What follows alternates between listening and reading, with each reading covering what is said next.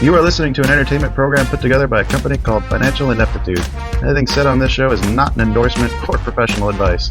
Would you really want to tell a court of law you were suing us because you thought taking financial advice from two idiots on a podcast put out by Financial Ineptitude was a good idea?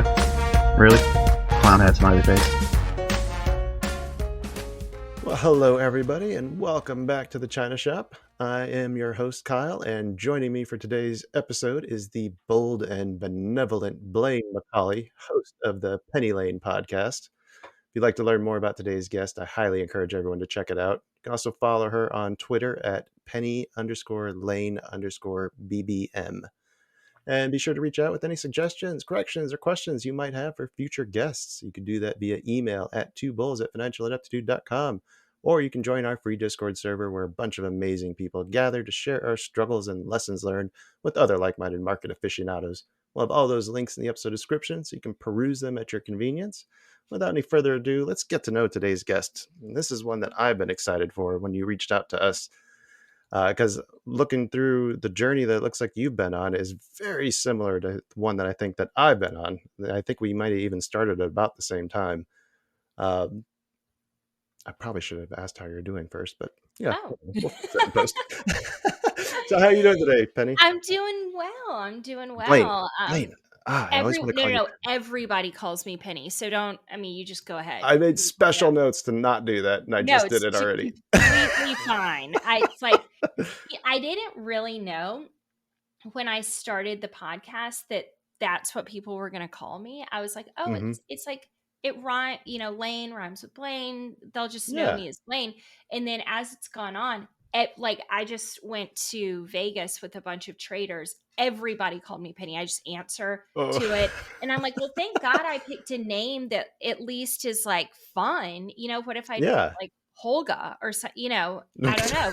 Penny is like fun and cute and sure. Yeah. Happy to answer to Penny. At least you didn't pick I Am the Walrus or something. Exactly. Walrus, come here. Right. How'd you get started then? How did the podcast come to be? I just I got started during COVID, like every COVID trader did. I picked up my phone one day and was reading the Morning Brew, which is my favorite newsletter. Love the Morning Brew. And they said something about Beyond Meat and how there was going to be a meat shortage due to COVID. And I guess Beyond Meat was stocking up on supplies or something. And for some reason, it just clicked like, oh, well, if there's going to be like a huge demand for Beyond Meat, then wouldn't it be great to own some of the company? It's my first thought. So opened up a Robinhood, hopped right on, bought some Beyond Meat. Then found myself checking it every 2 to 3 minutes. It was it was a long-term play, but it actually was not. Right. And then I think I got into a stock called Warhorse or something. It was something like Warhorse. That was it was electronic cars or something. And there's going to be a gas shortage. Basically, I just kept reading like such an idiot. Obviously, there's so many people who are so much smarter than me, and like they were investing, so much better ideas, and I'm just like, oh, because of the pandemic, we're going to need this, so I should buy this. And anyway, I don't think that's silly. I mean, you're making the best use of the information you have available. Totally. Well, very soon, my husband was like, honey, this is not investing. Like, you're day trading. And I was like, right. and at that time, that's a pretty dirty word. Yeah. My dad was a stockbroker his whole life, and day trading was always a big taboo. Like you don't really do that. And then, so my husband's like, I think you're day trading. And I'm like, well, let's not call it that, but yes. I mean, it's short-term trading, right? Maybe more like swings. I mean, were you entering and exiting like in minute to? I was hoping, I'm on the Robinhood, so orders don't fill that quickly, but I was just trying to scalp on long-term plays. And, fairly quickly got into Twitter and then found Tim Sykes and went down that rabbit hole, which if I could ask you to avoid, if you don't know who Tim Sykes is, Tom Sykes is a penny stock trader who has been in the game longer than maybe some of the penny stock traders you may Hmm. know. And he has built this whole empire around he'll educate brand new traders and he'll teach them the right way to trade so that they don't get sucked into like, this sort of seedy world of penny stock Oh, trading.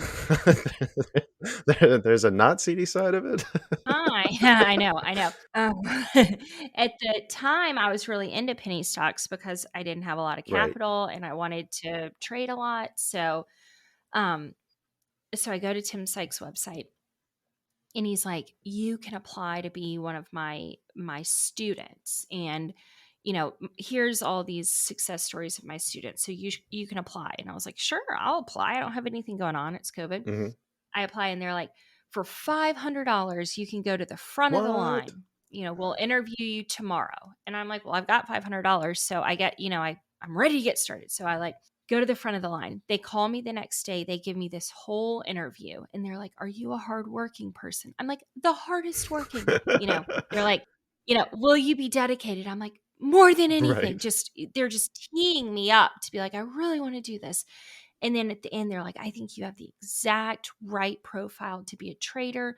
I think Tim would love to offer you a spot in his mentorship," which, I'm just eating it up. Hmm. And they're like, "That'll be $7,000. Can we Oh take a credit card?" my God. And I was like, "Oh, like, didn't know if I had $7,000 on my credit card limit at that time, Right. right?" I'm like, No, no. I mean, $500, okay, but like 600 we'll consider, but 7,000, I was like, not only would that be all the money I really have, but I would have nothing to trade with. I'm gonna have to let you know. Yeah. And then of course they start backing it down. They're like, "Could you do 4,000?" Right. I'm like, "No, no." That should be a red flag right there, right? When they start negotiating Totally. with you. Yeah. Right. It's just, yeah. So I was like, "Okay, well, I can't do that." But he sells a textbook on penny stocks. So got the textbook, really was doing all this studying, the whole thing, and then eventually just fell into FinTwit and the whole crowd Mm. and Discord and free things that you can do to learn. And fairly quickly it was just my whole life, all I could think about, all I could talk about. And I was at the beach with my sister and my brother-in-law in the summer of 2021, had a couple drinks and we were having dinner. And my brother-in-law said something about stocks or whatever, and I very sheepishly, I'm like, "Oh, like, Stocks? Stocks? do you do any trading?" And he was like, "Oh, hell yeah, like, I'm really into it." Hmm. And then we had a 6-hour conversation about it. And during the conversation, I was like, "This is just magical, and I want to talk to you forever about Right. stocks. Let's do a podcast." And we just started up very casually, called it the Penny Lane Podcast. And I wanted to name it that because I felt like, Penny Lane, the very famous groupie from Almost Famous, I was like, that's what I feel like I am with like trading. I'm like the Okay. groupie. I just assumed you were a Beatles fan. I'm as big of a Beatles fan as sort of the next guy, but not like I'm much more of a fan of other people, but I am a big fan of her. Oh shoot! I might have to rewrite the outro I wrote for this then. Oh, okay. Okay. Is it a Beatles Maybe reference? a little bit. Maybe a little bit. So I would say that I like the Beatles, but as I named it Penny Lane, I've gotten much more into the Beatles. Hmm. I feel connected. Yeah. It's Yeah. been a nice foray into enjoying the band more. Right. So yeah, So yeah. how the person you started with then? So the episode I listened to was with you and Kira Turner. It sounded like you were doing a solo at this point. Well, as I'm sure you know, there's a lot of twists and turns Mhm. in Yeah. the financial podcasting world. And sorry, my dog is massive and trying to get in my lap right now. He's I have to like shut my knocking cats something out around. so I don't have to deal with that. So I started with my brother-in-law, and very similar to day trading, he was looking to sort of casually do a podcast, and I was looking Ah, to be like the best podcast it's ever right, been, right.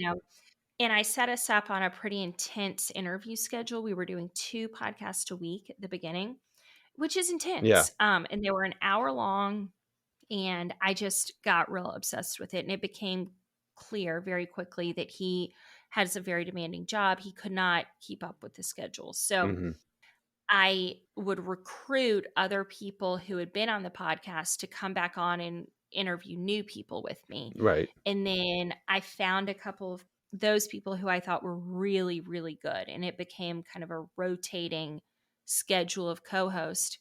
But then, honestly, the schedule was too much, even with 3 fill-in co-hosts. So Right. it just became that I did about 1 episode a week by myself and would have a co-host for the other one. And it, I got comfortable doing it by myself and hosting, and sort of grew into that whole role. So I don't know, I love having a co-host, but I didn't think I'd ever be able to host one by myself. And now I'm fine. I know exactly what you mean. Yeah. Yeah. Yep. The first time I had to do an interview by myself was like, felt like trying to ride a bike without training wheels. Like, oh, can I do this? I don't know. Well, also really funny is I have kind of a personality conflict with all my co-hosts, which is they, as traders should be, are very like prepared and methodical, and they like research the guest and, have all these questions prepared. And then 20 minutes before we go live, they're like, Blayne, you want to go over these questions? I'm like, I don't need any questions. I'm No, just gonna like we could see talk about what's see interesting. where the conversation takes me. Yes. And it's gotten us into a couple of situations where we get on with a guest and they're like it happened with Jared Tindler, actually, who's pretty famous. We got on with him, and I'd ask him to come on the podcast, didn't even look at his profile before we got on. And I'm like, so Jared, what do you do? Like, well, I'm a, sports psychologist, and I play golf, and I teach poker psychology. And I was like, no shit. Like, there's a lot of things that I want to ask you. Right. Ah, Okay, I and it do some research, but Yeah. like I want to And, know first that I'm not talking to a scam artist. That's my big thing. Sure. Absolutely. Huge thing that I learned along the way, that you do need to do You that. need to I do a think I was little bit just so of it. naive and just very like Penny Lane fangirly, just like, oh, everyone's legit and everyone's just here having a good Yeah, time. And I did not understand. I did not understand that there's a darker side right. to all of this. I just was like, these people are my friends. And so I was just very naive about things like that. And I thought that FinTwit was this amazing community. Hmm. And I thought everyone supported each other and was rooting for each other. And I just so naive. And I come from the fine art world, Hmm. which can be cutthroat, but in general, in the art world, people really do root for other people and want other people to succeed and share ideas and all of that. And I just came from that world of like, there's no one here who really wants to see me fail. Hmm. And the longer I stay in that community, the more sort of depth I find there of all of these people are individuals, and we're all here trying to make money for ourselves. And as much as I think we all, would love to be friends or whatever, it's sometimes a tough environment. Especially a place like FinTwit or Twitter, but like that's why I feel like you find a good Discord community like that can be super helpful. You find one where people are willing to share their struggles, not just post their gains every day. Like that's one thing that I saw you started with the Trader Transparency Challenge that I really really have been enjoying, and I wish there'd be more of that. Oh, thank you. Yeah, I really, really, really try to share my own struggles with trading, because in art, there's a phrase called, the more personal you make something, the more universal it becomes. Interesting. And that was like the trick to all my paintings, is I would just make them Hmm. overwhelmingly personal. And then someone would see it and they'd be like, that reminds me of like a camping trip I took with my dad, or that reminds me of the first time I did this, and it would become very, Interesting. very personal to them. So it was the same thing I did with the podcast of like, I'm just going to be as honest as I can be about how hard this is, and I think other people will see themselves in that. Yeah, And that's been my whole philosophy. I love that. I mean, that's been my philosophy from the beginning too. Always honest, sharing the good and the bad. In fact, we do a segment called "Good, Bad, and Ugly" each week, where Dan and I talk about something good that we did, something bad that we did, and something ugly, Yep. and how we can learn and improve from those moments. Absolutely. I really like that. And that's sort of the basis of the trading transparently as Hmm. well. You know, when I started with that philosophy and I was walking down that road, I'm not sure that I understood how ugly things could get inside my own mind. Oh, right. Yeah. So you found trading psychology then? Yeah. I'm like, Yes. oh, this is good. I'm willing to share every bad thing that I did and be the most transparent possible. And then, there were just some things where I was just like, Do I really want "This to is share that? so bad. I can't even admit it." Like, how I mean, there would be it was mostly when I would let, like, a $400 loss turn into, like, a $4,000 loss Right. that I was just like, "I'm gonna jump off a building. I'm not gonna put this, like, on Twitter right now." And, that's like a sore that you have to callous. It takes practice Hmm. to be able to admit things that are so shameful, and I have to admit I'm not completely there yet. Have you talked to Rich Friesen yet? Have you had him on your podcast? I haven't. I'll set you up with the introduction when we finish up here. Oh, thank He has been. We just finished doing a whole trading psychology mini series with him. I did 7 episodes with homework and ways to follow along. cool. He has been amazing with helping with some of that mindset, like trying to get into the right mindset, accepting your flaws, and then figuring out like how to change them for the better purpose. Yeah.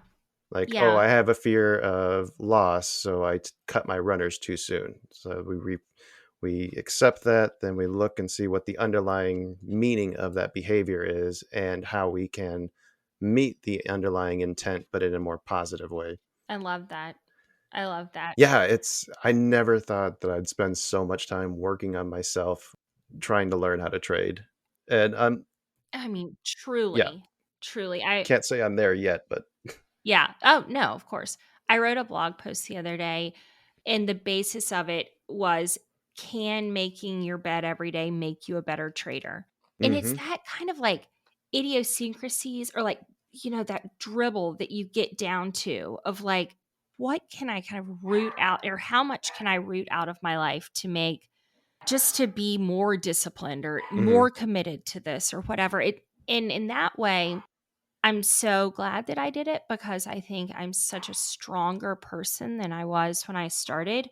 But then it also is like fighting a war, right? I'm much harder than I was as well. There's not the like softness to me and the life is great kind of, Right, it's like right. this has been really Battle hard. hardened almost. I went to dinner with some friends last night, and my very best friend in the world, just like I walked in and she was like, "Can we please get you out of the trading world? Like you look horrible. You look haggard. Like this is eating at you." And of course I'm like, "No, I'm in it." Like Right. I'll be fine. Right. Ah, Maybe, I mean, it's not a bad idea to take breaks every now and then. I mean, just taking a week off here and there. I mean, we have the freedom. That's the whole reason why we, pursue this path is so we can have the freedom to say, you know what? I think this week I want to go and do something with my family. Yep. Yep. I'm really, really, really looking forward to summer because this will be the first summer since I had kids that I do not have a full time job. Hmm. And my son will be 9 and my daughter will be 7. And I'm like, this could very well be their last little kid summer. And I just want to like soak it all in. And Hmm. all the summers I've missed working and I'm like, we could go on a Right, road right. trip or we could, all kinds of fun stuff. So I want to circle back because you mentioned your artist background, and actually, you had that as a question prepared. Ooh, look I'll, at you doing your homework. yeah, a little bit, a little bit. Uh, no, I talked to somebody about the engineering background just recently. He actually had a background in rocket science and was the futures world trading champion. And then I was talking to him about how that engineering background kind of can hold you back because in that hard science, like you are used to having things that have a definitive answer. Like if I design this bridge and I put this much safety factor in, it's gonna work. But in trading, like you don't have that certainty. So I Right. was curious with the background that you have in the creative arts, like how do you think that's helped you, and how has that held you back? Do you think? Well, I think it has held me back some because there is just kind of an innate feeling of like unworthiness or like I'm Hmm. not technical enough or I don't understand enough or when people are like when Mac D crosses the da, da, da, da, da, I'm like I don't understand that and I don't care to Yeah. understand that. It's just like it one in one ear and out the other.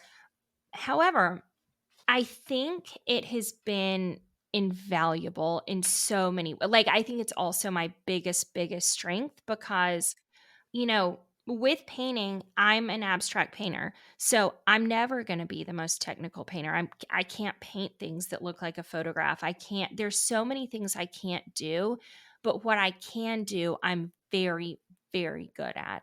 Hmm. And there's been a lifelong of training of like stay out of everybody else's lane. Like you got to do what works for you. And I think that could not be more important in trading. Could I not would be. agree with that. Yes. Yeah. And when you start a painting, the reason that the majority of people cannot do it is well, I think there's a couple of reasons. The first one is when you're staring at a blank canvas, there is a real fear of starting, of like making a Hmm. mark, because once you make a mark, you can't undo it. And there's a Right. chance that that mark might not be perfect. And it just paralyzes some people. And I've never really struggled with that, but the way that I combat it is I go to a canvas and make a couple of the ugliest marks. Like I'll get the ugliest color and Hmm. I will just sort of destroy the canvas and then you're in it, right? Right. And Right. you got to figure out that problem and there's no sort of fear of starting. And then as you work through a painting, there is always a time where the painting gets really ugly. Like Hmm. like you don't think you're going to be able to bring it back. And then as you continue to work through it, there's also one more moment where you do one thing and you step away and you're like that was the thing. That's perfect. And it all sort of comes together.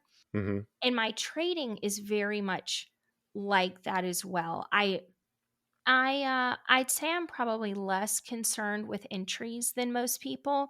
I'm more of a like, well, I'll get in there and then I will sort of work my way through this trade, which is most people have their risk reward set and they're very methodical and I just more want to be kind of in the trade and then work through it as the trade works, which Interesting. which just works for me. Hmm. But that's not something that can really be taught.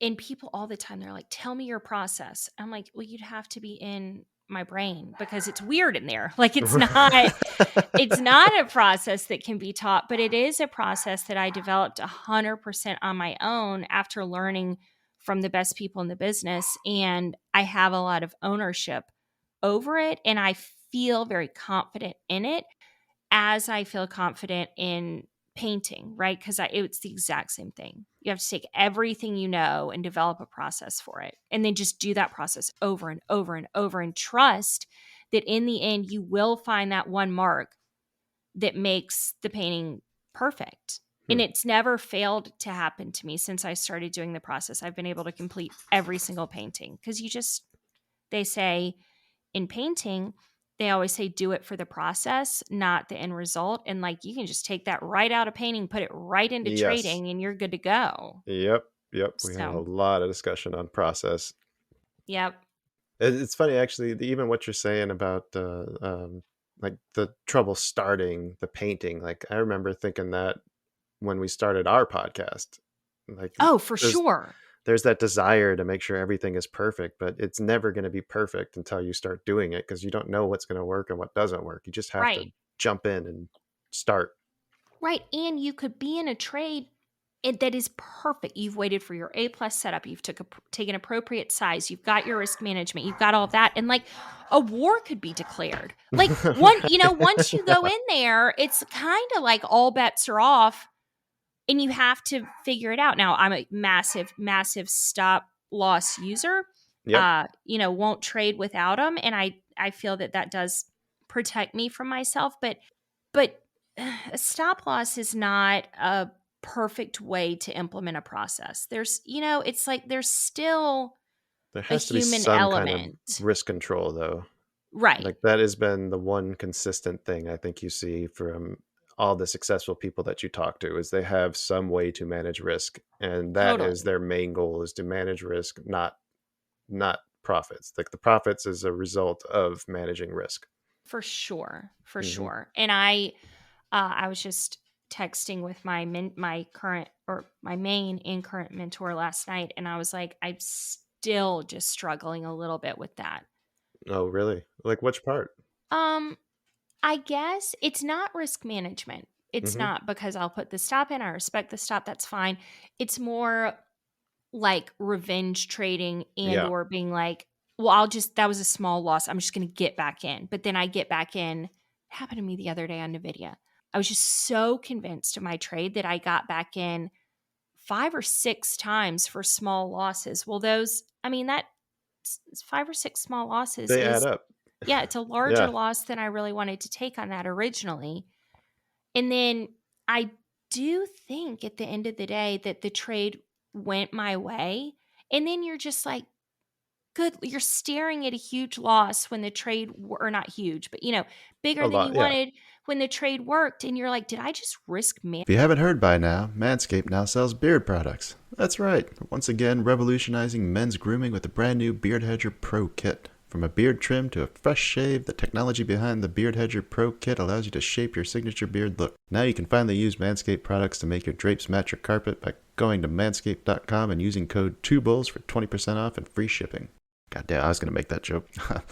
Our friends over at Manscaped were kind enough to send me the Beard Hedger Pro Kit, and I gotta say, I was impressed with the quality and performance of the products. My thick, coarse beard hair has been giving me trouble with trimmers in the past, but the Beard Hedger was able to cut through the thicket without any tugging or discomfort at all. And because the trimmer has one rotary wheel with 20 length settings with only one guard, I don't have to worry about losing or breaking attachments anymore. So I've tamed my mane, and now you can too. No one likes a weird beard, so say goodbye to your stubble trouble with Manscaped's Pro Beard Kit. It all starts with that beard hedger that I mentioned. The thing's a juggernaut of fixing faces. Not only does it have the trimmer with the rotary wheel that gives you the 20 hair cutting lengths on just the one guard, it's also waterproof, so you can shave in the shower and avoid all the hair in the sink. The titanium coated T-blade is tough on hair but smooth on your face, leading to a single stroke efficiency that brings satisfaction one stroke at a time. Phrasing. The Pro Kit doesn't end there, though. They also created 4 dermatologist-tested formulations for your post-trim care. First is the beard shampoo and conditioner. Gotta remember that all your hair is different. Beard hair, as I mentioned, is more coarse and easier to damage than the hair on your head, if you have hair on your head. That's why the kit has made shampoo and conditioner specially designed to moisturize, reduce ingrown hairs, replace natural oils, and promote beard health. Next, the kit has Manscaped's Beard Oil, an essential piece for your main facial accessory. No one wants a guy whose beard is brittle and dry. The oil relieves dryness both on the beard and the skin beneath while adding a little shimmer and shine, which makes you look extra fine. Cap off the kit with the Beard Balm, a pomade that shapes, styles, moisturizes, and tames for a sculpted look to attract any fellows or dames. The Pro Beard Kit also comes with 3 free gifts: beard brush, comb, and scissors to ensure your beard is ready to impress. So get 20% off and free shipping with code 2bulls at manscaped.com. Of course, that's the number 2. That's 20% off with free shipping at manscaped.com using code 2bulls. Manscaped Beard Hedger, 1 stroke, 1 guard, 20 lengths. manage myself out of a great trade. And then Right. I get upset with myself sometimes about that too. So it's just always a mental I'm trying to think of the exercise. things that I implemented to try to help with that. One of them is to just give myself time to process the emotions after a loss. Mm-hmm. And I think that helps. Another thing that I started doing, I need to do more of it though, is having a like not just like this is my idea and this is what I think is going to happen, but also in that plan, like, okay, where am I going to know that I'm wrong? Yep. At what point does that trade thesis break down? And having that actually written out sometimes I think helps keep you from getting into that. We used to call it gold rush fever, where you get just, you're in that, all you can see is the potential profit and nothing Yep. else. And you're just Right. blindly losing left and right, not caring. Yeah. It is hard to when you are going into a trade already taking a loss on it. Mm-hmm. Mm-hmm. Man, your dogs are I active know. today. I know. I'm trying to block. I'm just What kind trying of to see dogs if are they? they'll just stop. I have a golden doodle who's actually much more chill, but much louder. And then I have like a tiny dog who is very high strung and just barks. And unfortunately, the whole front of our house is windows and people walk by. It's been like a massive problem, really, for the podcast. I'm like, can you please just shut up? And they're like, no, we can't shut up. Well, I So don't know. I've Sometimes people considered, like that. no, people don't like it. No, I've they got don't. Okay. lots of comments. Can you fucking shut the dogs up? I'm like, no, I don't know how to do it. So All right. it's like gotten to the point where I'm like, do I need to rent a studio? And it's like, no, like we're not going to spend $600 a month so you can go somewhere where the dogs won't bark. It's a problem. Anyway, Oh, where were we? We're just talking maybe about they've dogs. paused. Maybe they've paused for a Maybe. minute. Pause. I like it. Some of the, okay, so tell me, like, did you get like the same experience that we did, like when you started your podcast and suddenly like important, successful people started reaching out to you? Like how did mind blowing was that? That Um, somebody who's knows what they're doing like wants to come and talk to you. I didn't really have that experience. Okay, so I've I seen did some pretty not. big names on your podcast. I Okay, think you've well, done pretty well. I am going to address that, but I didn't have my podcast up on any like I think what you're doing with the way that we got connected is Hmm. so smart because it really does put you, you do have people coming to you and that's amazing and I may steal that from you actually. I'll do it. Yes, that was our Eventually. first time doing that. Yeah, I think that's really cool, but I did not have that, but my gift was toward the end of the podcast. I don't think that there was anybody except my main man Bubba Watson who I wanted to have on the podcast who I couldn't get through some Mm, kind of like this person's been on. I would use my older capital to be like, well, this guy came on and then people were like, yeah, I'll come on. So I was in a place where I could have kind of anybody, but hmm. it I actually when people would reach out to me to be interviewed, I did more due diligence on them, if Oh, that makes interesting. sense, right? Because I'm Yeah. like, What are you selling? why do you want to come on? Yeah, yeah. Whereas when I would invite people on, it's because I'd been watching them or I was impressed by something they did or I had kind of a Ah, topic that I wanted to go into. So I let a couple people come on that asked to come on and kind of honestly, like I'd get halfway through the interview and be like, I wish I hadn't done this. I did So that once, I think, and I think we've been lucky to avoid that again. Like, oh, I should have looked in a little closer to what you're trying to sell. yeah. Yeah. There Yeah. were a couple that I just didn't put out because I'm like, this is my name, and it did Oh, really?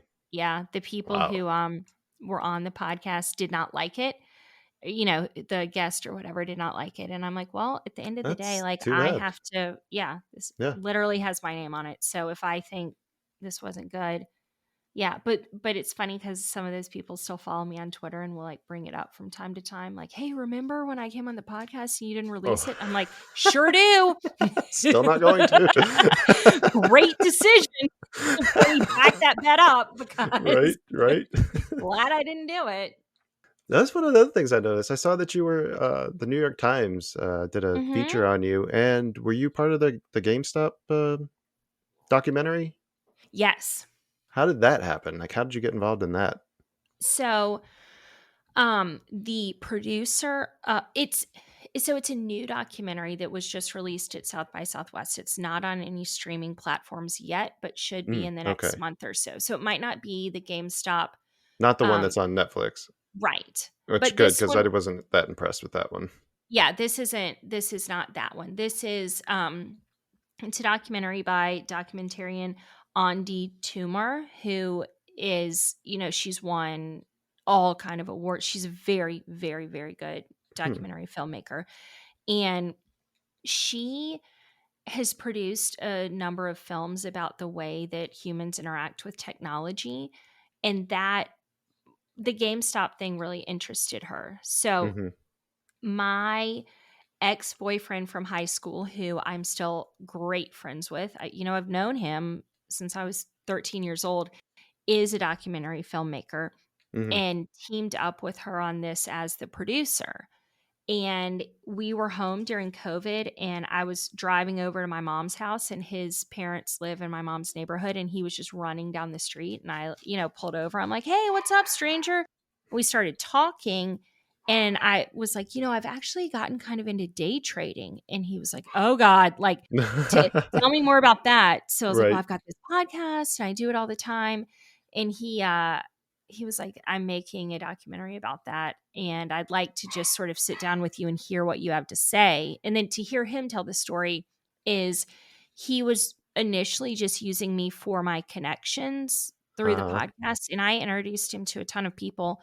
And then the more he and I talked, he was like, "She's actually the person that I want, that their story of kind of like Right. just an everyday person." So anyway, I'm in the film. I'm in the film kind of a lot actually, and it's coming out soon, and it's really cool. The Wolf of Wall Street is in the film. Jordan Oh, Belfort okay. is in the Really? film. Yeah. I'm so torn on what to feel about him. Like he Mhm. did some really shitty things, but Mhm. at the same time, he's kind of a like every time I listen to him on something, like he's kind of fun. Yeah. I can see why he did well. Yes, I think that most of America joins you in the like, "Oh, that was scummy," but Right. anyway, he still is a figure and a well-known Yep. figure. So he was in the documentary, and then Anthony Scaramucci is in it, and he was Trump's press secretary for like Mm-hmm. 1 week or something. So he's a fairly well-known figure as well. And the person Yeah. who founded Wall Street Bets is there in the movie. Jamie Robinzinski, I think is his name. And Anybody get Roaring Kitty? Because that's one guy I'd love to talk to. but so anyway, I'm just like this regular person from Atlanta, and all of these other people are in the documentary, and I got to go to the premiere and talk on panels with them. And I don't know, it's kind of an out of body experience of like, "Hey, I'm just going to open up my Robinhood and buy some Beyond Meat," to like, Right. "Oh, Right. wow, I'm on the stage with these people who really did something." Good Ah, or bad, that's let's fascinating. say. I know, right? Yeah. Yeah. They That did sounds like an something. amazing experience. It was really great. I would do it again. I enjoyed the whole process, and especially my artist side, right? Was like, Mhm. "Oh, you're like telling this story." And I like storytelling through the podcast, through I do too. painting. I think it's a cool thing. Oh man, sorry, I just lost a train of thought. I was going to ask you something else about that. I did over talk for a while about it. So No, I'm no, no, sure no, I no. just, It wasn't that. you know, No, rolled no. past right past your thought. You ever get an idea in your head and you're like, oh, I should ask about this, and then Yeah. you get another one. And you're like, Yeah. I've been waiting to ask this Yeah. because Yeah. yeah, that's what It happened. used to happen to me on the podcast so much that I was like, "I will write these down." And then that And then you doesn't miss what really they're happen. talking Yeah, about when yeah, you're yeah. writing It's stuff. like Yeah, that don't write down. Just accept the no, loss and move on. Another just edit out the pause. another great thing from trading. Just The thing I was gonna talk about is like I got a chance to explore some of my artistic side this week, because we do a running bet on our weekly show where we pick a stock and then we compete against a randomly generated stock, and at the end of the month, whoever's done well, like if we do well, then we win. Yay, we did better than random. If we lose, then we have to do a consequence. ooh, I And like this this. most recent one was a scavenger hunt that we had to go outdoors and find a bunch of randomly generated items from ChatGPT and then turn them into a sculpture to be judged. So Amazing. I just finished mine last night, and I Amazing. did what you. I think I did some of the things you said. I made it personal. I took my spirit animal, and I made an otter display, and That it was some. that's so Yeah, important. Be creativity is so important in all aspects of life. So I think that's awesome. but it was funny because I thought it looked like absolute garbage, and then every time my wife is looking at it, she's telling me how cute it was, and like, oh, you did such a good job. But it's so weird, like when you are the one creating, like all you see are the mistakes. Like, is that something that you find yourself like fighting all the time? Like, how do you get over that? I would love to answer that question. I get over it by never reviewing anything that I make. You mean you just paint it and then it's done? Done. Put it out in the world and never look Done. at it again? Yes. And then like the podcast, people ask me all the time, like, how did you kind of get past your self-consciousness for the podcast? I'm like, oh, I don't listen to it. I don't produce it. I don't do anything. I record it and it is done. And like then I move Really? You on don't to the listen? no, I don't even I can't because then I'll be like, when I Oh, you gotta just try mm, because you'll get over that quickly and you'll end up loving it. Like whenever I have a great conversation, like because you're in the moment listening to it and talking and conversing, but listening to it with an outside perspective, like you take it in such a different way. so when I first started the podcast, I got a lot of feedback about how annoying my voice is. What? And that's a hard thing to get over as a podcaster. You can't get like a voice transplant, you know? Right. Well, people are dicks too. Totally. But I did get it happened to me and I was on Benzinga Hmm. and doing a live show and somebody came in the chat and just went on a rant about how horrible my voice was. And that was odd because I was on live Benzinga but I was seeing the chat and I didn't really know how to move on. And I finished that and got such a hang up about it that I called my mom and I was like, I think it's the mic. Like, just went down this rabbit Hmm. hole of like, my voice is so bad. Can I even move on? And then eventually got to the point where it's like, my voice is my voice, but I don't want to focus on that anymore. So I just don't listen. Oh, And well, I don't really think my voice sounds bad, but it's just sort of a sore spot of like, we got to just move on. I disagree. My I kids think, love the podcast though. yeah. They're like, "Mommy, put it on." So sometimes I do re-listen just for their entertainment. Right. I remember the first time I heard my voice and thinking how terrible it was, but you get over that pretty quickly when you've listened to yourself, 2, 3 times a week. Yeah. Yeah. I also have my friend Anthony Credelli for Christmas gave me like the very best mic. And it's sort of amazing what a game changer that is because it removes all the like squeakiness or Oh, the really? things that I think were bothering people about my voice, and now it's much more How did you tolerable. get to be friends with Cordelli? That's somebody that he's been on my wish list for a while now. He followed me on Twitter, which was, it was one of those where you look down and he followed you, and I'm like, is this a bot? I'm like, there's no way this is a real Anthony Credelli, and it turns out it was the real Anthony Credelli, and he followed me for a while, and I got an eye twitch and posted on Twitter and was like, my eye has been twitching for a week and I cannot stop it. Does anybody have anything? And he was the Hmm. first person who wrote, and he was like, happens to me all the time. It's caused by a lack of magnesium. Take magnesium, you'll be fine. Hmm. And I used that opportunity to immediately DM him and be like, is there any way you'd ever come on my podcast? And he was just like, yeah, I'd love to.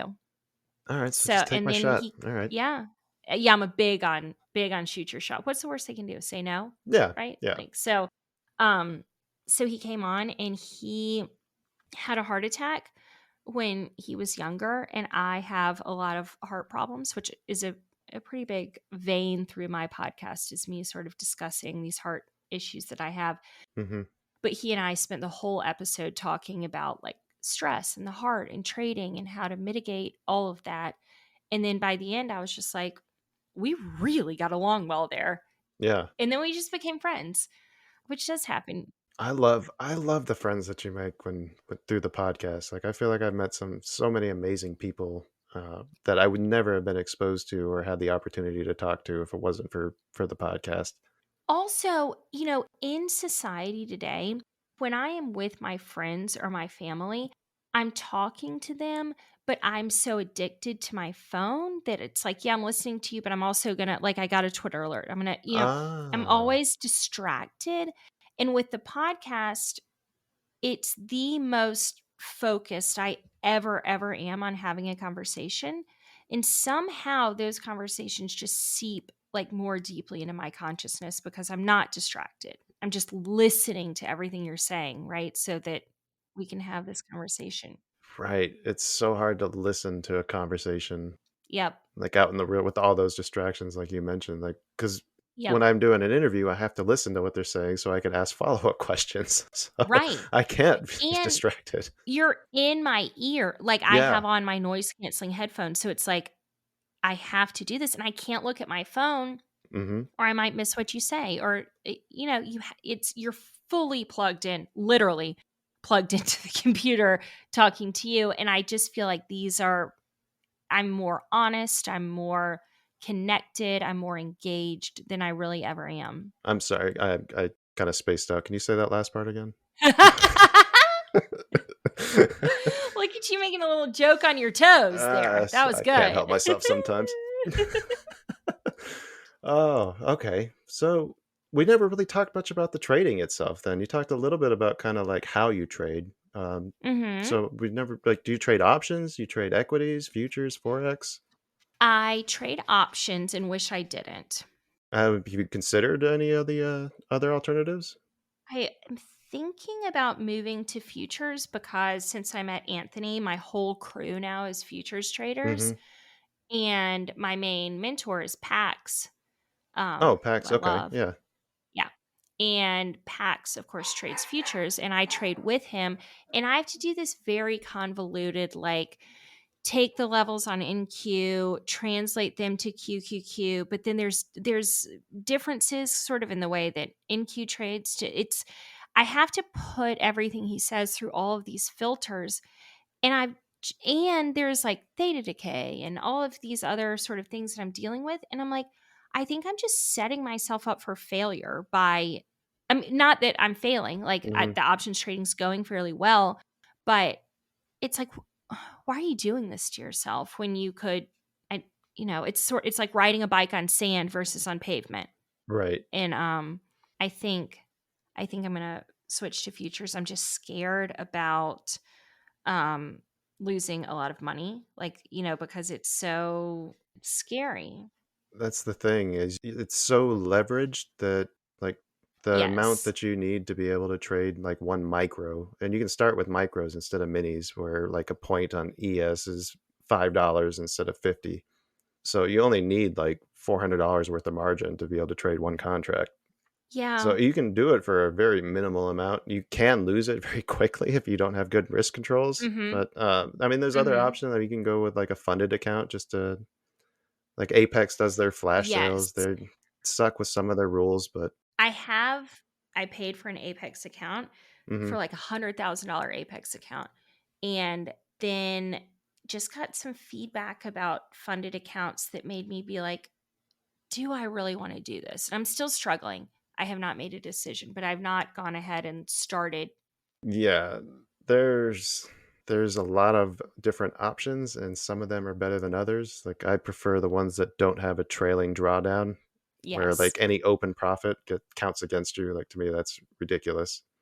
But it's a good way to cheaply learn it though, or just Yeah. to dabble and see if it's for you.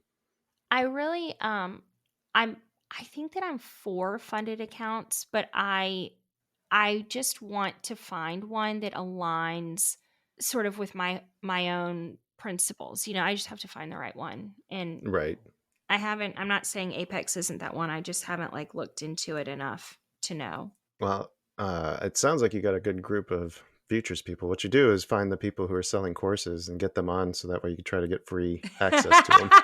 That's That's the ticket. yes, Yes. like the boys at Trade Pro and Order Flow Labs and Ooh, I Rich, like all of love the them gave Order us. Flow Labs guys.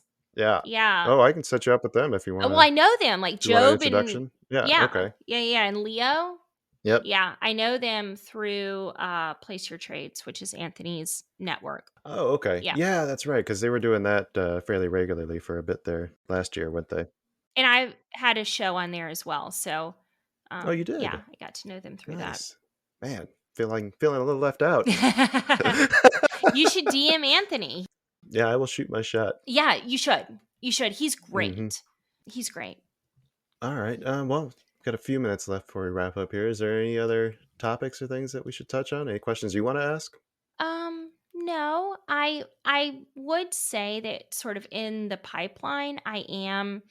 So I took a break from the podcast because I just needed to Yeah. after a tough time, and have not gone back to it yet, and am planning on bringing it back because I loved it and it added so much to my life and it was just such a delight. But I want to be very, very intentional about what I do Hmm. when bringing it back. And I'm a little shaky on trader interviews, literally because of what you said of how do you know that everyone's legit? And before I just didn't pay as much attention to that as I should have. Hmm. And now I'm like, I need to get a system in place for Right. that. Well, I mean, you've got a great network. I mean, you can just lean on those guys for help with the vetting process. Yeah. Yeah. But I just want to focus more on that and just make Yeah. sure that I'm bringing like good quality people on the podcast. Yeah, there's nothing that feels worse than putting something out there and be like, did I just give a piece of shit a mouthpiece Yeah. to sell some trash? Yeah. Yeah. Yeah. I don't want to do that anymore. And Yeah. there's no real I don't have any motivation to I'm saying that the wrong way. But Hmm. because I don't have any advertisers on the podcast, like it is literally up to me. I can put out Right. exactly what I want because I'm paying for it. And I just, because I have that power, want to put out what I think is like the very, very, very best, which is a great place to be. Yeah. A really great place Yeah. to be. I agree with And that. then I also have realized so much in the last 6 to 8 months that there's so much about health and mental health and physical health and like spiritual health and creative health that you need, as we were talking about earlier, that you really need to have in check to Hmm. to trade well. Yeah. And I had that a little bit on the podcast before. I would interview like chefs and authors and people who are more in the creative field.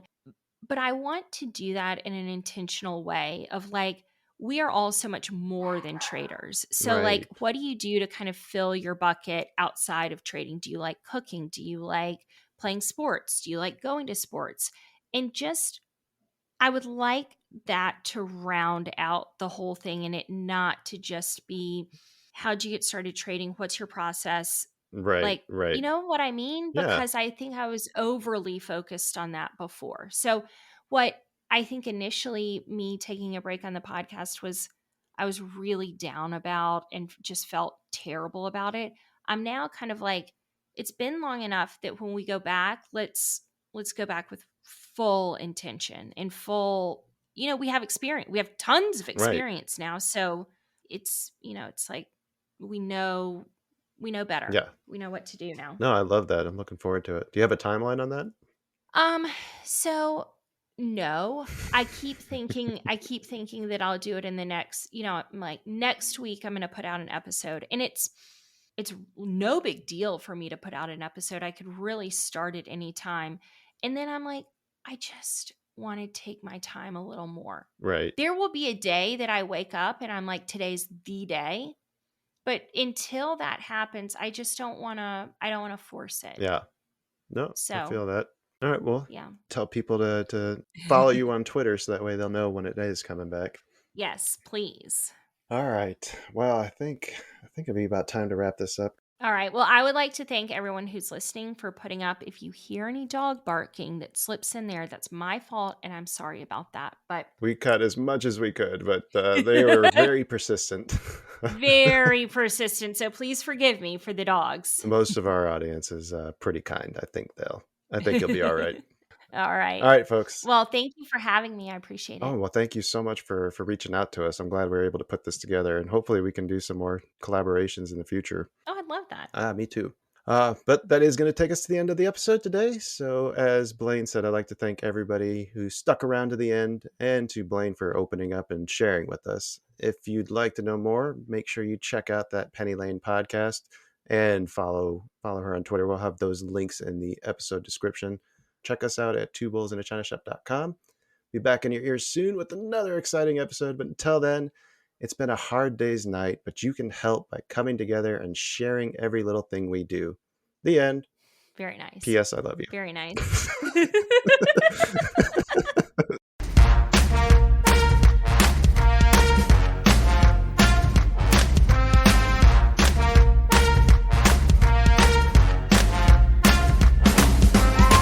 Two Bulls in a China Shop is an entertainment program, and all thoughts and opinions expressed in the show belong to the hosts and not of any company. They are not intended to provide specific advice or recommendations for any individual or on any specific security or investment product. It is only intended to provide entertainment about stocks in the financial industry of trading.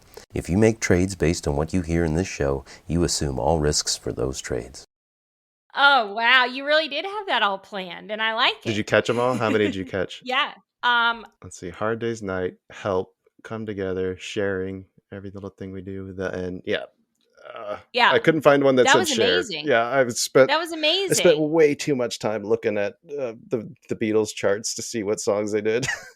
I love it. No, I love it. Talk about creative. I'm sure your mind was just doing things like that makes my mind just be like, I'm more awake, like I'm more alive than I am before. Like I love It is funny. It's those things that get me excited that like, oh, now I've got energy to do the things that I'm supposed to. Maybe I should lean into that more. Yeah. Yeah. Yeah. When you're struggling with your mental health, the world can seem pretty heavy, like no one understands what you're feeling or you're not sure how to ask for help. But here's the real truth. You're never in this alone. 988 Lifeline's trained crisis counselors are available 24/7 to offer the help and support you need to make it through. No judgment, no stigma, just someone to listen. Text or call 988 Suicide and Crisis Lifeline, day or night. 988. Hope has a new number.